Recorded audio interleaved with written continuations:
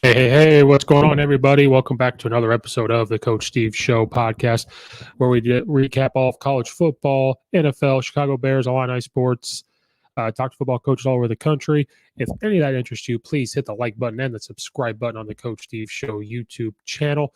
The podcast can be found anywhere you listen to your podcast, Spotify, Apple, Google, iHeartRadio, literally anywhere. Please follow it, rate it, leave a review. Be a friend, tell a friend. Also, you could find the podcast at Colorcast. Colorcast is a commentary sports app only for Apple. Go download it. Hopefully check out some commentary on some games, maybe some live podcast episodes. So download Colorcast for Apple. The podcast is also brought to you by the Belly Up Sports Podcast Network. If you head over to bellyupsports.com, check out all the other podcasts and everything else there. They have a bunch of blogs and different things for everybody else. Betting season is in full swing, and if you head over to mybookie.ag, it's the place you want to make your same-game parlays, in-game bets, money lines. You want to make your bets at MyBookie. So right now, if you head over to mybookie.ag and you make your very first deposit, and you use the code BELLYUPFANTASY, all one word, it's going to double your first deposit. That is free money. Everybody loves free money. This podcast is also brought to you by Coach Stone Football, and is back to the basics, books, and drills. If you head over to CoachStoneFootball.com and check out all of his books on football drills, practice planning, game planning, and much, much more, you will never have to look up another drill again. So all you football coaches out there that are getting into your offseason, you're looking for drills, you're just looking to get back to the basics, you need to go to CoachStoneFootball.com. Thank you, Coach Stone, for sponsoring the podcast. And if you're looking for an energy drink to help with that midday pick-me-up, but you don't want that crash that happens after about an hour or so, or you're looking for a pre-workout that does not give you the jitters for your run or for the gym, I have the place for you. You need to head over to swiftlifestyles.com to get just that. It's a clean nutritional drink for any part of your day. If you're a gamer out there on Twitch or thinking about getting on Twitch, they want to sponsor gamers, so they want to talk to you for that as well. It comes in a tub, looks like a pre-workout tub, doesn't have a lot of caffeine. I recommend getting the bubblegum flavor. If you head over to swiftlifestyles.com and use the code Coach Steve Show, all one word, it's going to save you 15% off your order. So again, swiftlifestyles.com, Coach Steve Show, all one word. It's going to get you 15% off. Go save some money. Go get that midday pick-me-up we all need, especially with the time change and the weather changing. Go do that for me, please, and thank you. Helps support the podcast. Okay, this is what you call like an emergency episode or emergency podcast. I had an episode recorded to come out, but with all the craziness happening, it was just right to get on and discuss. A lot has happened in college football over the past, all year, but all weekend, craziness. But ever since Sunday, so within 24-hour to 30-some hour period, things have just blown up. Lots of changes have happened. Lots of changes. So one of the first things was on Saturday, Oklahoma loses to Oklahoma State. Lincoln Riley's name has been thrown around for the LSU job. Okay. Now, Coach Ed Orgeron, he went out on top. Last game ever coaching at LSU, probably with LSU, unless they put him into a bowl game, even though they're 5-7, still could put them into a bowl game. But as it stands right now, his very last game coaching with LSU, and I don't think they let him coach a bowl game. But so for right now, last game he coaches with LSU, goes out a winner, beat Texas A&M. Just I feel bad for Coach Ed Orgeron. A lot of people are not fans of him. They think he's too crazy. They think that I don't know if they think he's dumb. I don't know what people don't like about him. I know there might have been some things going on, like I said, off the field and practice.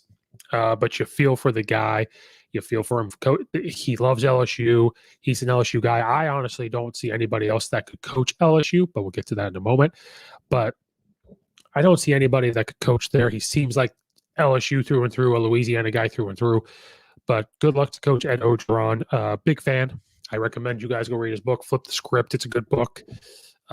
Get you into the mindset of Coach Ed Orgeron. Think he's a good coach. He's done good things for players. People have said nothing but good things. Players like Joe Burrow even has come out and talked about it. But, so that kind of craziness happened. He's gone. So Lincoln Riley's name has been thrown around for LSU.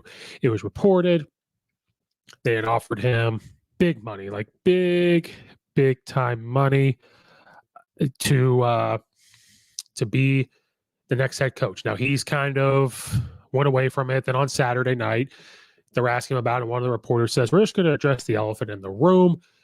Are you going to be, we're going to talk about, your time here at Oklahoma, what's next, this report here. And he goes, let's just stop you right there.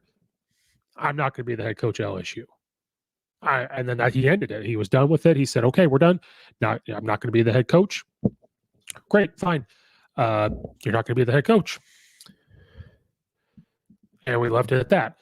And then all of a sudden, we wake up Sunday morning and we think, okay, if you're keeping track of what's going on in the world, there was other coaching changes out there. Virginia Tech was looking for a coach. LSU's going to need a coach. Florida's going to need a coach. I had discussed if Lincoln Riley ever left, of who I think should take the Oklahoma job, what's going to happen there. Then we wake up Sunday morning, you're having your coffee, you're getting some breakfast, maybe poured some cereal, you made some waffles. All of a sudden, Lincoln Riley to USC. And I'm sure, like everybody else in the world, your mouth just dropped. It just dropped. Lincoln Riley to USC. Like that, I don't remember ever reading anything. I don't know if anybody else out there did either, to be reported at all. Like, I don't remember reading anything on it whatsoever. And the crazy part of this is they kept it so secret. And then the crazy part is you leave to go to USC and you have a good thing at Oklahoma going. So now the question mark around Lincoln Riley is, how much say did he really have in going to the SEC? Because if you remember, when Oklahoma and Texas said, we're going to go to the SEC, you would have to think that Lincoln Riley and Sarkisian had some say in this as being the head coaches, and Lincoln Riley could possibly be, he could be the governor of Oklahoma if he wanted. He's had a great coaching career at Oklahoma. So I don't know about any of you guys out there. This just threw me for a complete loop. Didn't see it coming, because you heard Cristobal's name thrown around for USC. You've heard James Franklin until Penn State locked him up. They signed him on an extension. Then you were hearing Mel Tucker's name for LSU. You're hearing Lane Kiffin for all this. So just never was on the radar. So now people are calling Lincoln Riley a traitor. Now going to the big question, is he doing this because he's dodging, quote unquote, the SEC? And in a way it does look like it, but you have to take a step back and look at this. If USC is offering you more money, you're going to think about the money. A chance to go from Oklahoma to live in sunny California. Now, someone put out there all the taxes he's going to be paying. I don't think taxes are going to bother him if he's going to get paid $10, $11, $12 million a year. The whatever, $50,000 a year in taxes, it's not going to bother him too much. I think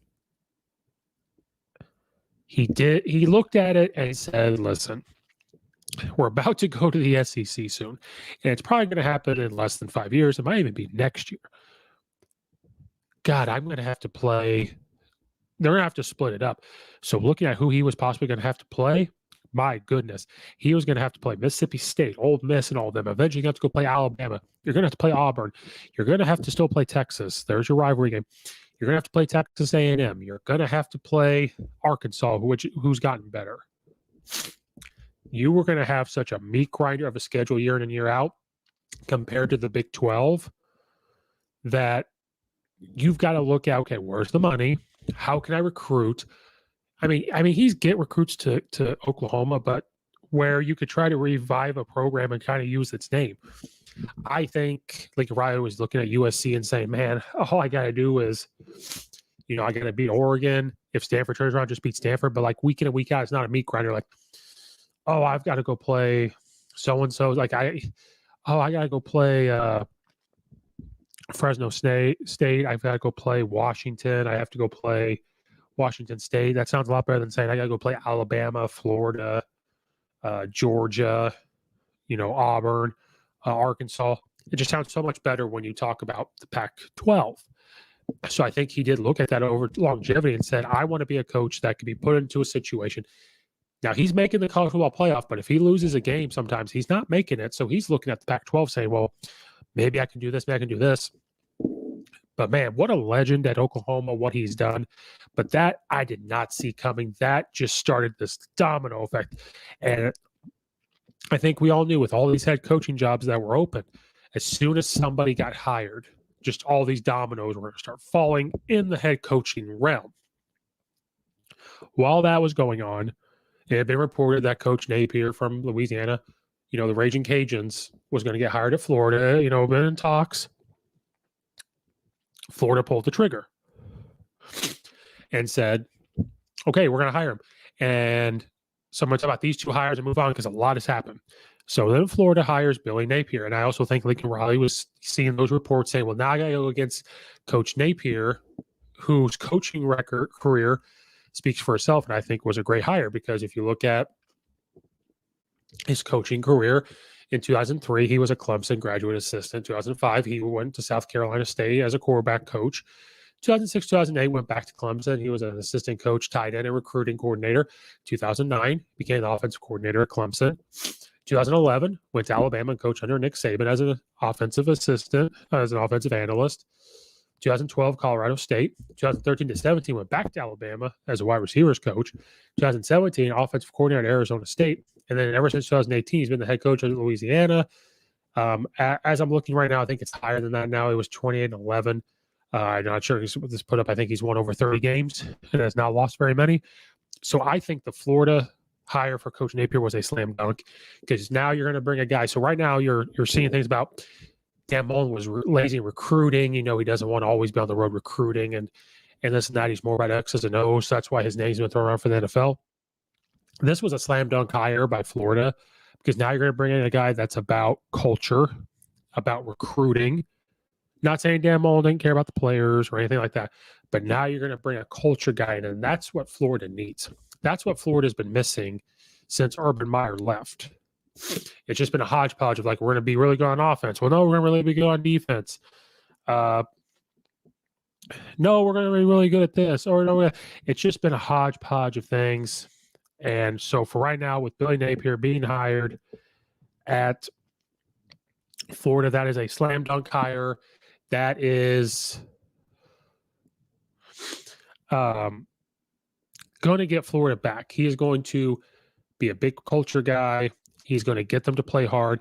They will get the offense turned around. He will let his defensive guys do their thing.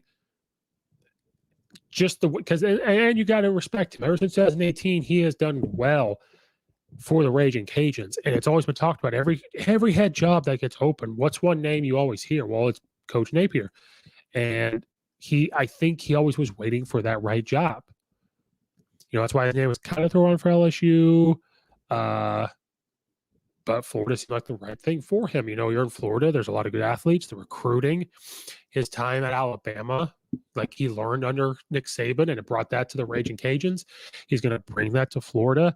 This is just going to elevate Florida to a new level. They're going to bring that. He's going to bring that culture side, and that is a culture and confidence is huge for a football program, and that's what he's going to bring. He's going to come in and be confident, saying, I coached under Nick Saban.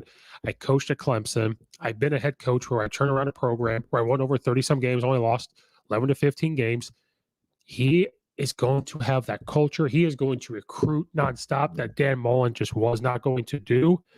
So this right here is a slam dunk hire by Florida. While that's going on so that's what Florida's getting. Florida's going to get a great head coach, great staff. Now, USC, what is USC getting out of Lincoln Riley? They are going to turn around and be great on offense. They are getting a guy that is an offensive mastermind and is known as a quarterback guru. This year was a little rough, but he still got the best out of those kids. He still got the best out of that. And he's a good recruiter. But right away at USC next year, you are going to see a more high-scoring offense that's going to look to run the ball, but he also wants to do air raid concepts. I think people forget that he coached under Mike Leach at Texas Tech. Then he took that offense and he went to East Carolina as an offensive coordinator, and he just revamped the offense to where it was more gap scheme. So you see power, you see GT, guard tackle. He does a lot of H-back stuff. But just the way he was able to get, all of his quarterbacks play, Kyle Murray, Baker Mayfield, Hurts, now Williams, and even Radler for a little bit. So Radler kind of fell off. He got them to play. So now Lincoln Riley's off. It's been reported that he's going to take Alex Grinch, the defensive coordinator, with him. And Alex Grinch has had success in the Pac-12. He was the defensive coordinator for Mike Leach at Washington State. So what you guys have watched or maybe seen when you watch Oklahoma now in their defense, they run like a 3-4-3-5 where they got 3 down linemen. They move before the snap. He wants fast guys. What are you going to get in the Pac-12? You're going to get those type of guys. He understands that landscape. He understands all of that stuff. And again, he's not going to have to go against Alabamas of the world every single year. And the domino effect was not just the head coaching moves. Yes, it was also like recruitment. A lot of those kids that were going to go to Oklahoma that were California guys, they decommitted from Oklahoma.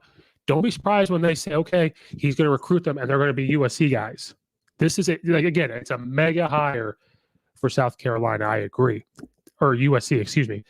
It's a major hire. He's going to have a lot of money to play with. And don't be surprised if you start seeing a Pete Carroll type thing where you see Snoop Dogg on the side. You're going to see movie stars there. Deion Sanders, I thought would have been a good hire for USC. That would have been great for everything else like that.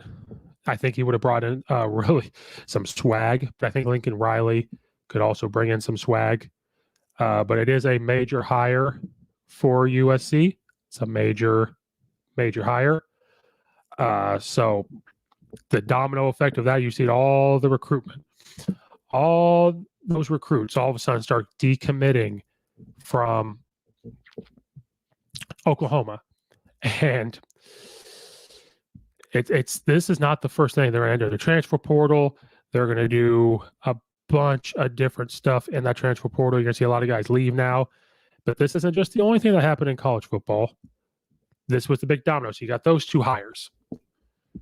So now the big question mark was becoming for Oklahoma. Who's going to be hired for Oklahoma? Now, I came out and said that I think Coach Heupel, hope I said his name right, he's the head coach of Tennessee, he could come back and coach at Oklahoma. Now, I don't know if people remember, he was the quarterback for that 2000 championship team at Oklahoma. And he's done great things at Tennessee. Now, that's what I said. But then you're seeing they're going to target Cliff Kingsbury to try to leave Arizona and come to Oklahoma. That one confuses me a little bit. Now, the reason why it confuses me is because Kingsbury did not do well as a head coach in college. He is doing pretty well in the NFL. Why would he leave the NFL where he's making money? He doesn't have to recruit. He just does X's and O's that he's really good at to go to Oklahoma. Now, maybe he misses the college game. Maybe he thinks at Oklahoma he can get the recruits instead of Texas Tech because Texas Tech is a black hole ever since they got rid of Mike Leach. Another name, I agree with you, is Coach Venables from Clemson. People forget. Remember the national championship game with Oklahoma and Florida where Sam Bradford was quarterback? He was a defensive coordinator before he went to Clemson. Yeah, Clemson, DC, multiple trophies, big-time recruiter, will keep his lines open with high school coaches. Yes. So these are good names. I think any of them are good. Heupel from Tennessee is good. Brent Venables should be a head coach, but he likes what's been going on at Clemson. But with the bad year this year, does he see writing on the wall where they may not be as good at Clemson? Does he think that, you know what, I'm going to get my shot? My son's going to transfer out of college, or I think he's graduating. Do we think that he's going to be a good head coach? I think he would. He's going to bring an amazing defense into that. I mean, he's going to be in the SEC. So this is a good test for Coach Venables, too. So these names are getting thrown around. You know, reports were saying Venables is already going to be the Oklahoma coach, but I've seen fake reports, too. But I think Heupel coming back home to Oklahoma would be huge. Or, you know, they already run an up-tempo offense where he could easily sneak in there and not change too much. And I think they could adapt to it. After dealing with all the stuff that he had to deal with at Tennessee, I think he can deal with all of that's going on in Oklahoma. I mean, it'd be pretty easy. Stuff is set up there. But now here's the other thing coaches are going to have to realize about Oklahoma. This is a domino effect. You're going to lose recruits now because he left. So some coaches are going to have to take the they're going to have to take the challenge and come in and try to recruit at Oklahoma. Yes, that's the other thing. Bob Stoops did fire Coach Heupel. I for reasons unknown, don't know why, because he did coach there, did fire him. And maybe Bob Stoops can have something to say about it. And speaking of Bob Stoops, he is coming back and coaching Oklahoma in their bowl game, because with Lincoln Riley gone, he's going to bring his defensive coordinators, some of his coaches with him. So they might not have very many coaches to coach the game. Stoops, yeah, he has a massive shadow over OU, and he is probably very much involved in a lot of those decision makings. He's involved in a lot of that. So I'm just talking about for me personally. Me personally, I think it would be a great hire for Heupel for offensively. If you want to talk about Oklahoma and offense, I think it would be a great hire, what he did at UCF and what he's doing at Tennessee. But I agree. It's probably going to be like a Brent Venables. If they can convince Kingsbury to come back, but I don't think so. Even if he did come back, I don't know if that's somebody you want to, you know, look at his college thing, what he did at Texas Tech. Is that somebody you really want to try to take over your football program that actually has done well in the past? I don't know. But Bob Stoops is coming back to coach the game. Yeah.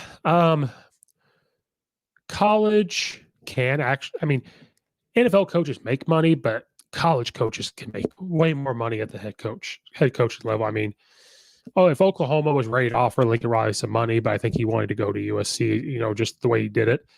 But continuing on, because we're maybe halfway done. Not even halfway done is what happened in the past 30 some hours. This is just chain effect. So the big question now is, Bob Stoops going to be the head coach at Oklahoma? Does he make a comeback? Because he was coaching at the XFL. Does he still have the itch to coach? Maybe. He's going to coach that bowl game. He's going to get the itch. Does Oklahoma say, you know what, he did good in the bowl game, let's hire him back? Like, that's just insane to think that Bob Stoops can come back because of that.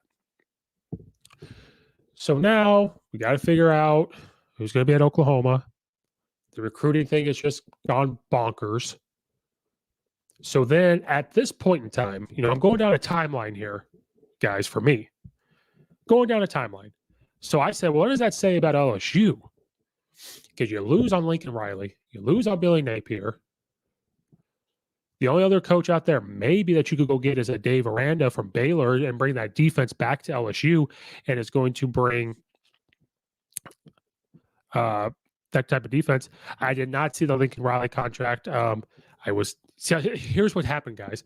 I knew all of this stuff. Then I went coach basketball for 2 hours. Then I come back and I see all the other stuff. Lincoln Riley's contract is insane. 10 years, $11 million a year. His two houses in the USC bought the two houses he had in Norman for at 150% value. He has a $6 million home in LA. I'm in the wrong profession. I probably should have gone to college coaching, because Ed Odron's making $17 million to leave. Gus Malzahn is making money leaving Auburn. And now Lincoln Riley's making $11 million a year over 10 years, and they bought his houses. You're right. He's got that LA money to play around with. Again, guys, this color cast thing is great. You should check it out. It's just absolutely insane. So all that's going on. So I started to question, what's wrong with LSU? Well, LSU got rid of Ed Ogeron after 2 years after winning a championship. So what does that say about LSU? Was it the administration? Was it this? Was it that? And then the last I had looked, LSU was going to make a decision by Wednesday. They were going to know. They have to make these decisions pretty quick. Yes, LSU is near the death penalty I questioned it, because when you see these two guys go to different places, what does that say about that? Do you want to go coach at LSU right now where that administration goes, well, 2 years removed from a national championship, we're going to fire the coach when half of his team both years in a row was hurt? He did not have a full strength team at all. So it's just absolutely insane what they did to Ed Ogeron. And I've said that a million times. The Lincoln Riley hire shocked me to death. This hire shocked me even more. Brian Kelly's leaving Notre Dame for LSU. I didn't see the Lincoln Riley one to USC, but I damn for sure didn't see Brian Kelly leaving for LSU. I thought he was Notre Dame through and through until the NFL. So now here's what's going to happen. First of all, I want to say this. Brian Kelly to LSU shocked me so much that I had to stop before driving the car. And now here's my question. You're Brian Kelly. You are, what are they, 11-1 at Notre Dame right now? They're on the doorstep of making the college football playoff again. Because you don't play a championship game this weekend.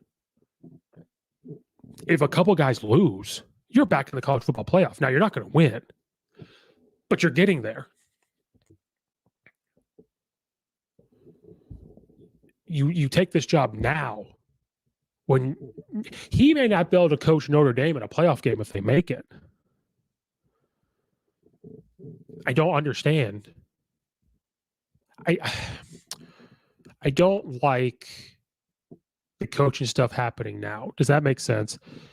I really hate how they can't do this when the season's over. Now, I know for some schools, the seasons are over, head coaches get fired.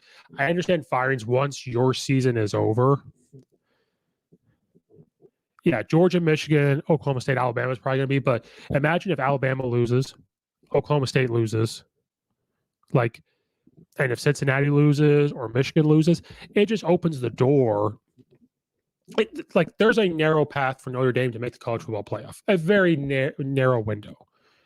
But, I mean, you're on the doorstep. But I hate how college football works. I understand it's recruiting. I understand because we've seen the effects of this already. So this is why when people like me question and hate how coaches get hired and fired, the firing part doesn't bother me if it's after their season is over. So if your season is done right now, you're not going to make a bowl game, fire them. But when you're about to make a bowl game, you might make the playoff. I hate how coaches get fired, and I hate how coaches leave because then they can't finish out the season. I just hate how it all works. I understand the recruiting side. We've seen it with the effects of Lincoln Riley and how the recruitment has already worked. I just hate it. But nonetheless, Brian Kelly at LSU has completely shocked me. So what is LSU getting out of Brian Kelly? Well, you're getting one of the winningest Notre Dame football coaches of all time. But you're getting a guy that can just not win all the time in the big games, in the playoff moments. Now, he's going to have LSU money. It's the only college in Louisiana, Division I, that type of powerhouse. Now, he's got Raging Cajuns around him, but you're going to have the big time. You're one of the only big schools. Facilities, money to play with. You're going to get the recruits. But here's the problem, Brian Kelly. You're not coaching at Cincinnati. You're not coaching at Notre Dame where now you got to play Alabama. You got to play Texas A&M. You got to play Auburn.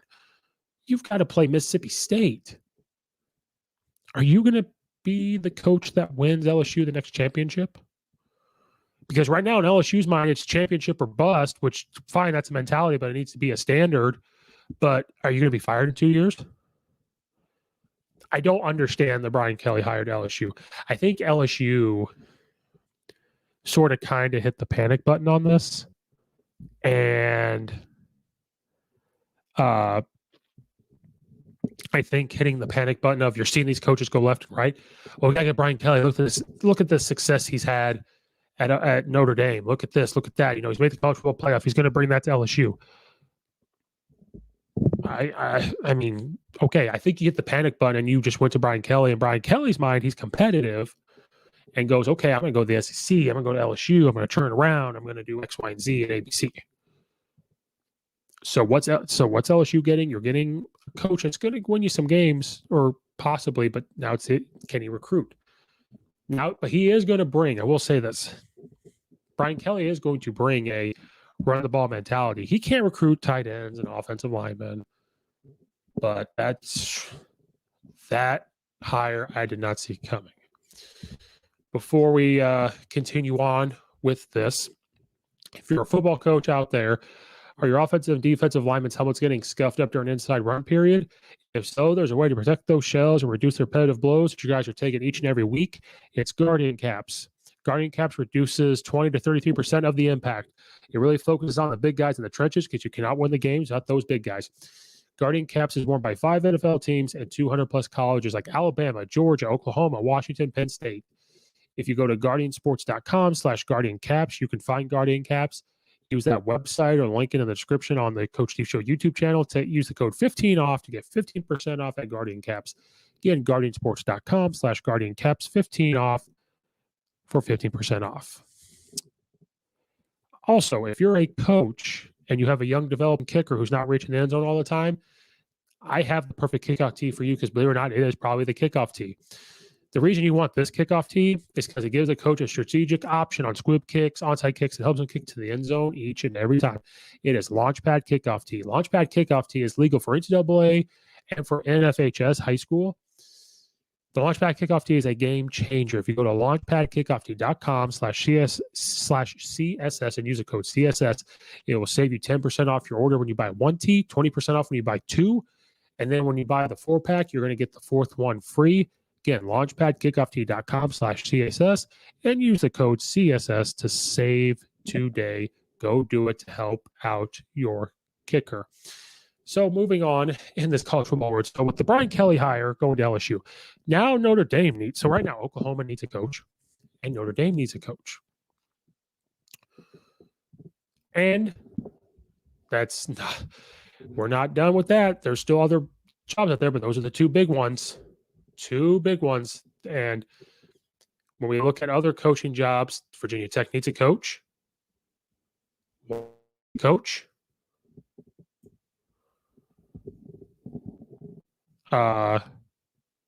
So different places like that need a coach. I know Washington was going to probably look at Coach DeBoer. I hope it's his name right. He's the Fresno State head coach.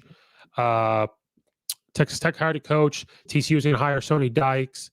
SMU is going to hire Lashley. He's the Miami offensive coordinator. A lot of these rumors we hear Lane Kiffin's name thrown around. We heard all this. We were just dead wrong.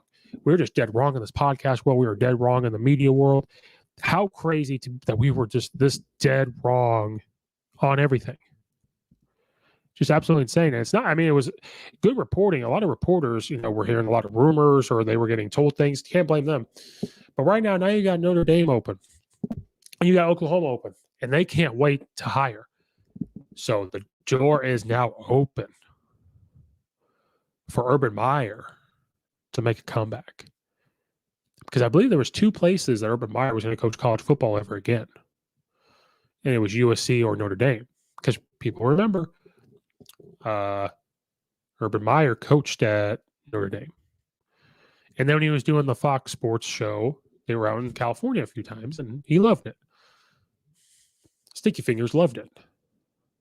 So, is Urban Meyer going to leave Jacksonville after 1 year and go to Notre Dame? I think it's very possible that they could do that.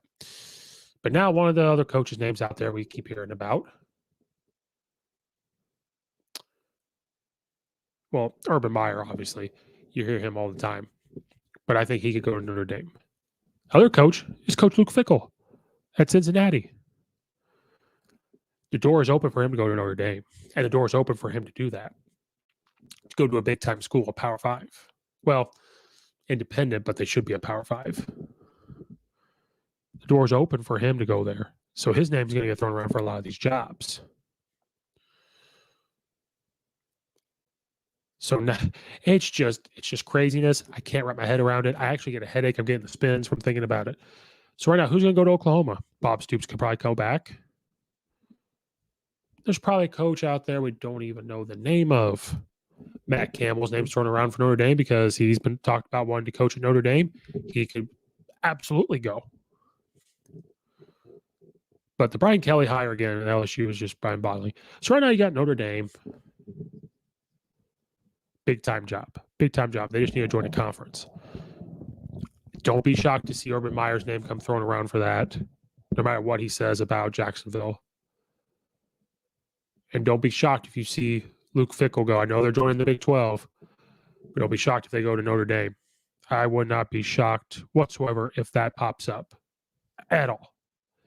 It is absolutely insane what is going on in college football. So, are we going to see Brent Venables leave Clemson to go coach at Oklahoma again, be the head coach? Does Bob Stoop come out of retirement?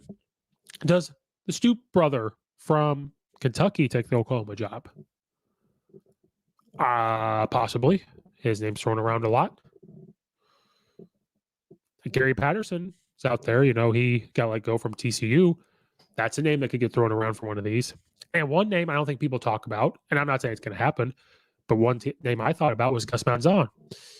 He coached big-time school. Why couldn't he go to Notre Dame and coach that? Why couldn't he make the jump from UCF and go to Oklahoma? Oklahoma runs a lot of GT stuff and power and all that. That's what he runs. And he had exactly it's the same offense. So I think that'd be a great hire for Oklahoma as well. I mean, he's won big games at Auburn. I know people at Auburn don't like him, and I don't know why, but he's won big-time games. So I think these are just type of names that need to be thrown around and talked about. But craziness, college football. And I guarantee when I hop off recording this show, it is going to change once again. Just absolutely insane what's going on. I can't wrap my head around it, but this was a quote-unquote emergency show. I had one pre-recorded to come out, but this one had to take precedence over it, take more importance over it because of what was going on. Absolutely insane. But don't be surprised if you see Urban Meyer or Luke Fickell thrown around for that Notre Dame job soon. Urban Meyer don't care. He'll leave Jacksonville for that. I was shocked he didn't leave for the USC one to begin with. Luke Fickell's name's going to get thrown around. I think Gus's name should get thrown around. Hugh Freeze did sign an extension with Liberty, but maybe he deserves another big-time job, so his name's going to get thrown around. And again, Lane Kiffin's name's always thrown around. Lane Kiffin is the GOAT, I think. He took a picture of a Louisiana license plate because I think he was down there recruiting, or he had already taken this picture before, and everything blew up. There's like, he's going to get hired at LSU. And even I said, well, hold on a second. Wait a second. And then all of a sudden he puts a picture up of another license plate. And you're like, okay, he's messing with us. Because then like right after that, a picture of him and recruiting. He was recruiting a player and they took a picture together. He just got posted right after that. He didn't post it, but the player did. So we know he was screwing with us. Thanks a lot, Lane Kiffin. Got people's hopes up. Lane Kiffin's name is still thrown around. If Miami opens up, he'll go to Miami, which then Miami's going to be a job that opens up. Don't forget about Virginia Tech is still open. And then if all that happens, Ole Miss, it's so just craziness that I can't keep up my head around. It's just absolutely insane. But I needed to discuss the college football stuff and all the head coaches stuff, what they were getting, just absolute madness. But all right. Thanks for listening, everybody. Go check out all the affiliates in the description on the podcast info. Go check out the Coach Steve Show YouTube channel. Like and subscribe and all that good stuff. Thank you guys so much for listening. Again, check out Colorcast and all that stuff. Sometimes I do this podcast live, so you need to check that out as well. Thank you guys so much for listening. And until next time, this has been Coach Steve on the Coach Steve Show podcast, and we are out of here.